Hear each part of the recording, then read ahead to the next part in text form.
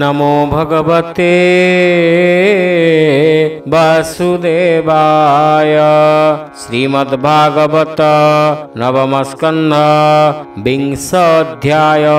शुक उवाच शुण परीक्ष नृपमणि जे पुरुवंशर काहाणी जे बाजेमंत कले कर्म जे वंश मध्ये तोर जन्म से वंशे राज ऋषि जेते संक्षेपे कही विमुतते जे पुत्र जन्मे जय नाम से पुरु वंश गुण धाम ताहार होइला नंदन नाम ताहार प्रचिन्वान प्रवीर ताहार कुमार मनस्युतार वंशधर तार तनय चारुपद शुद्युजे ताहार दायाद तार कुमार बहु गव संजाति ताहार संभव अहं जाति तार तनये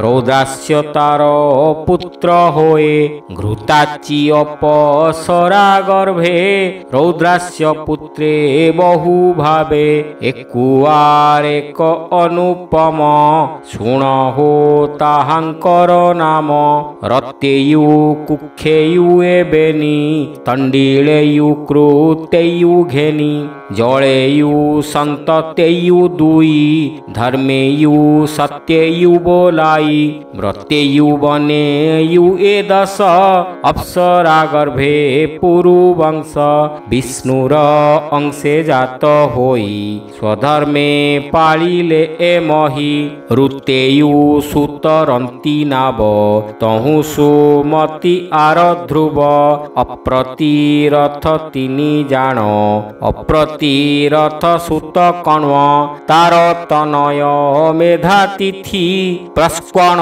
ताहार संतति कण्वर वंशे जात होई संसारे ब्राह्मण बोलाई हरि हरि बोल रे भीजे सुमतिर पुत्र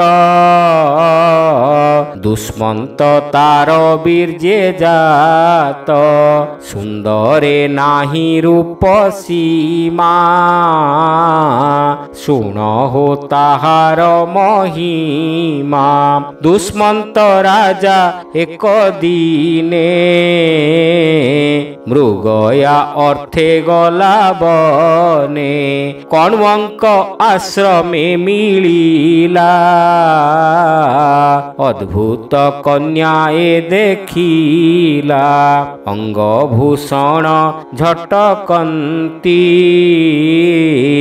लक्ष्मींक प्राय दिशे कांति ताहाकु देखि काम बसे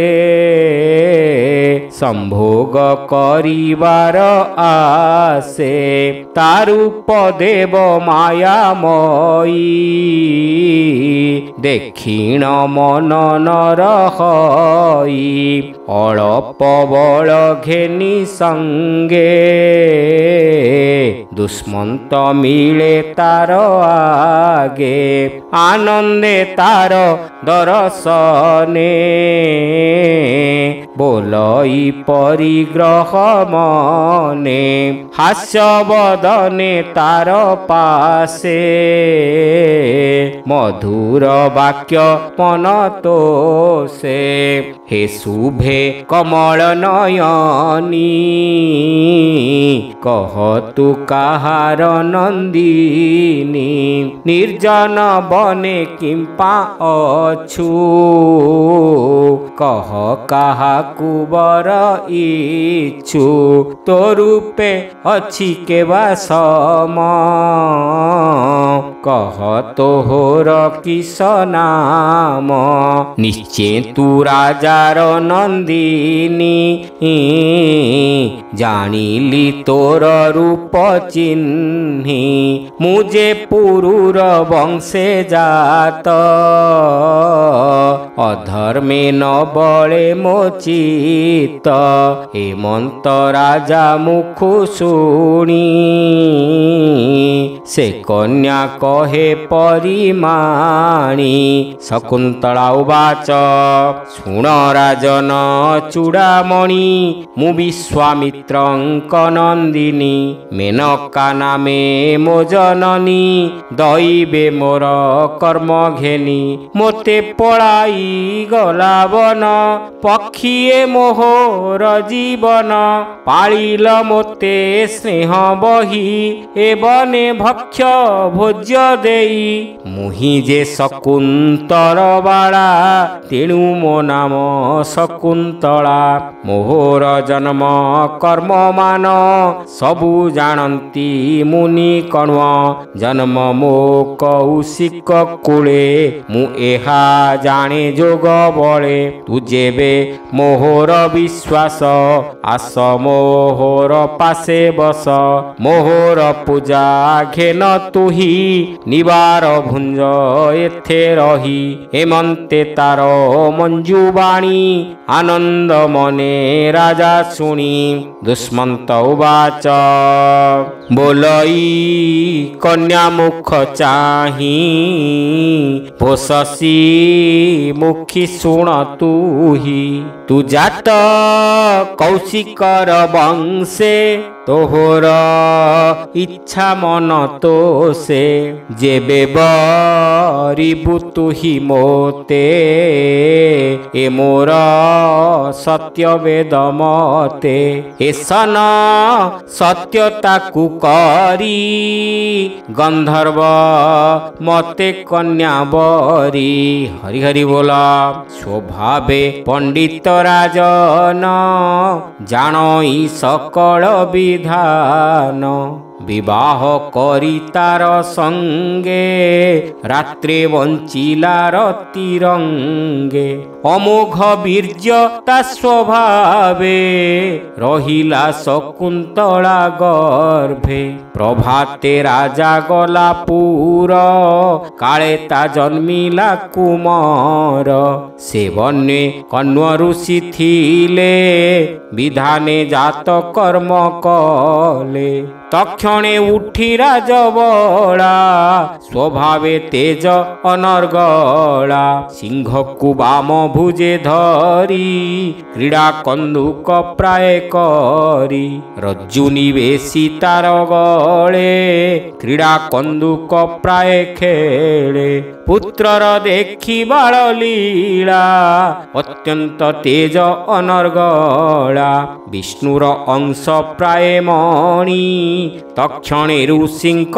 ଦୁଲଣି ପୁତ୍ରର ହସ୍ତ ଧରି ବେଗେ ମିଳିଲା ନିଜ ସ୍ୱାମୀ ଆଗେ ରାଜା ସେ ମାତା ପୁତ୍ର ଦେଖି ତକ୍ଷଣେ ବୁଝିବେନି ଆଖି ପତ୍ନୀ ପୁତ୍ରଙ୍କୁ ନ ଚିହ୍ନିଲା ଭାବ ନ ଜାଣି ଉପେକ୍ଷିଲା ତକ୍ଷଣେ ଆକାଶର ବାଣୀ ସେଠାରେ ସର୍ବଲୋକେ ଶୁଣି ଆତ୍ମାର ରୂପେ ପୁତ୍ର ଜାତ ଏ ନିଶ୍ଚେ ତୋର ଦ୍ୱାରା ସୁତ ଯେ ପୁତ୍ର ଜାତ ନିଜ ଠାରୁ ଉଦ୍ଧାର କରେ ସେ ନର୍କରୁ ତୁମ୍ଭେ କରିଛ ଗର୍ଭାଧାନ ଏକଥା ନୁହଁ ଯେ ଆନ ଆକାଶବାଣୀ ଶୁଣି କର୍ଣ୍ଣେ ତକ୍ଷଣେ ରାଜା ତୋ ସମନେ ଆଶ୍ୱାସ କରି ପୁତ୍ର ନାରୀ ଗୃହେ ସ୍ଥାପିଲା ଦଣ୍ଡଧାରୀ ଏମନ୍ତେ ଦୁଷ୍ମନ୍ତର ଅନ୍ତେ ସେ ରାଜା ହୋଇଲା ଜଗତେ ନାମ ଭରତ ନୃପବର ପ୍ରକାଶେ ଯେହ୍ନେ ଦିବାକର ବିଷ୍ଣୁର ଅଂଶ ଯେ ରାଜନ ଶରୀରେ ଦିଶେ ବିଷ୍ଣୁ ଚିହ୍ନ ଚକ୍ର ଦକ୍ଷିଣ करे दिसे चरणे कमल प्रकाशे ताहांकु मिली ऋषि जूथे तापिले अभिषेक मते से राजा अभिषिक्त होई धर्मे से पृथ्वी पालई भरद्वाजंक आदेश रे से राजा अश्वमेध करे ପଞ୍ଚପଞ୍ଚାଶ ଅଶ୍ୱମେଧେ କ୍ରମେ ସେ ଗଙ୍ଗା ତଟେ ସାଧେ। ଯଜ୍ଞରେ ବରି ଦ୍ୱିଜଗଣ ଅନେକ ଦେଲା ଧନ ଦାନ। ସେ ପୁଣି ଯମୁନାର ତୀରେ ଅଷ୍ଟସପ୍ତତି ଯଜ୍ଞ କରେ। ଅଗ୍ନିକୁ ବିଧିରେ ତୋଷିଲା ବ୍ରାହ୍ମଣେ ଧେନୁ ଦାନ ଦେଲା। ହେମନ୍ତ ନୃପ ଏକାବେଳେ 733 ଯଜ୍ଞ କଲେ। 1384 ଧେନୁ ଉତ୍ସର୍ଗୀ ବିପ୍ରେତୋଷୀ। ସହସ୍ର ସହସ୍ର ବ୍ରାହ୍ମଣ ଯଜ୍ଞେ ପାଇଲେ ଗୋରୁଦାନ। ହରି ହରି ବୋଲ। 14 ନିୟୁତ ଯେ ହସ୍ତି ସେ ଯଜ୍ଞେ ଦେଲା କନୃପତି। 33 ଅଶ୍ୱ ଦେଲା ସେ ପୁଣି ଦୁଷ୍ମନ୍ତର ବଳା। ଅନେକ ଦାନ ଯଜ୍ଞ ମତେ ଧେନୁ କାଞ୍ଚନ ବସ୍ତ୍ର ଯୁକ୍ତେ। ଭରତ କର୍ମ କଲା ଯେତେ ନୋହିବ ଭୂତ ଭବିଷ୍ୟତେ। କିରାତ ହୁଣ ଯେ ଜବଣ ପୌଣ୍ଡ୍ରକ କଙ୍କରା ଜାଗଣ। ଶକ ଖଗାଦି ମ୍ଲେଚ୍ଛ ଯେତେ ସବୁ ଛେଦିଲା ଏ ଜଗତେ। ପୂର୍ବେ ଯେ ଦାନ ବସ କଳେ ଦେବଗଣଙ୍କୁ ଜିଣି ବଳେ। ଦେବାଙ୍ଗନାକୁ ହରି ନେଇ ପାତାଳେ ଲୁଚି ଥିଲେ ଯାଇ। ଭରତ ସେମାନଙ୍କୁ ମାରି ପାତାଳୁ ଆଣିଲା ଉଦ୍ଧରି। ଭରତ ରାଜା ରାଜ୍ୟ କାଳେ ପୃଥିବୀ ସ୍ୱର୍ଗ ଏକ ତୁଲେ। ପୃଥିବୀ ସର୍ବ ଶସ୍ୟ ଦେଲା ଯେଣୁ ଅନେକ ଯଜ୍ଞ କଲା। ପ୍ରଜାଙ୍କ ଅଭିଳାଷ ମାନ ସମସ୍ତ କଲା ସମ୍ପାଦନ। 27 ଯେ ସହସ୍ର ବତ୍ସର ପାଳିଲା କଦେଶ। ସୈନ୍ୟ ସମ୍ପତ୍ତି ନିଜ ପ୍ରାଣ ସମସ୍ତ କଲା ମିଥ୍ୟା ଜ୍ଞାନ। ଏବେ ହୋ ଶୁଣ ନରନାଥ ଭରତ ରାଜାର ଚରିତ। ସେହି ରାଜାର 3 ନାରୀ ପୁତ୍ରମାନଙ୍କୁ ଜାତ କରି। ରାଜା ବୋଲଇ ପୁତ୍ରେ ଚାହିଁ ମୋ ପୁତ୍ର ପରି ନଦୀ ସଇ। ବ୍ୟଭିଚାରିଣୀ ଭଏ ନାରୀ ବାଳପୁତ୍ରଙ୍କୁ ବଧ କରି। ଦେଖି ସେ ରାଜବଂଶ ହତ ଅତ୍ୟନ୍ତ ହୋଇଲା ଦୁଃଖିତ। ମୋହର ଅନୁରୂପ ପୁତ୍ର କେଉଁ ଉପାୟ ହେବ ଜାତ। ହେମନ୍ତ ମନେ ବିଚାରିଲା ମରୁତ ସୋମ ଯାଗ କଲା। ମରୁତ ଗଣ ତୁଷ୍ଟ ହେଲେ ରାଜାଙ୍କୁ ପୁତ୍ର ଦାନ ଦେଲେ। ସେ ପୁତ୍ର ନାମ ଭରଦ୍ୱାଜ ପୂର୍ବେ ସେ ଉତଥ୍ୟ କ୍ଷେତ୍ରଜ। ଏବେ ହୋ ଶୁଣ ନରନାଥ ସେ ଭରଦ୍ୱାଜଙ୍କ ଚରିତ। ଭାତୃବଧୂ ଯେ ଗର୍ଭବତୀ ପୂର୍ବେ ରମିଲେ ବୃହସ୍ପତି। ମୈଥୁନେ ହୁଅନ୍ତେ ପ୍ରବୃତ ଅଜ୍ଞାନ କାମେ ହୋଇ ମତ। ଗର୍ଭେ ଯେ ଶିଶୁ ତାର ଥିଲା ବୃହସ୍ପତିଙ୍କି ନିଷେଧିଲା। ବଳାତ୍କାରେଣ ବୃହସ୍ପତି ବୀର୍ଯ୍ୟ ଆଧାନ କଲେ ତଥି। ଗର୍ଭ ବାଳକ ପଦାଘାତେ ବୀର୍ଯ୍ୟ ପଡ଼ିଲା ଭୂମି ଗତେ। ତେଣୁ ସେ ଲଜ୍ଜିତ ହୋଇଲେ ଗର୍ଭ ଶିଶୁକୁ ଶାପ ଦେଲେ। ମୋ ବୀର୍ଯ୍ୟ ଯେଣୁ କଲୁ ରୋଧ ତେଣୁ ତୁ ହୁଅ ଜନ୍ମ ଅନ୍ଧ।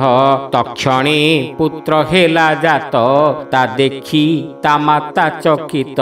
ତହୁଁ ଯେ ଭରଦ୍ୱାଜ ଜାତ ତାହାଙ୍କୁ ପାଳିଲେ ମରୁତ। ଭରତ ଯଜ୍ଞେ ତୋଷ ହେଲେ ସେ ପୁତ୍ର ଏବେ ତାକୁ ଦେଲେ। ଭରତ କର୍ମ ଶୁଣି ପ୍ରାଣୀ ତରିବେ ଭବ ତରଙ୍ଗିଣୀ। ଭାବେ କହିଲା ବିପ୍ର ଜଗନ୍ନାଥ ନବମେ ବଂଶାନୁଚରିତ। ଭାବେ କହିଲା ବିପ୍ର ଜଗନ୍ନାଥ ଭାବେ ନବମେ ବଂଶାନୁଚରିତ। ହରି ହରି ବୋଲ। ଇତି ଶ୍ରୀମଦ୍ श्रीमद्भागवते महापुराणे पारमहंस्यां संहितायां नवमस्कन्धे शकुन्तला प्रस्तावे नाम विंशोऽध्यायः।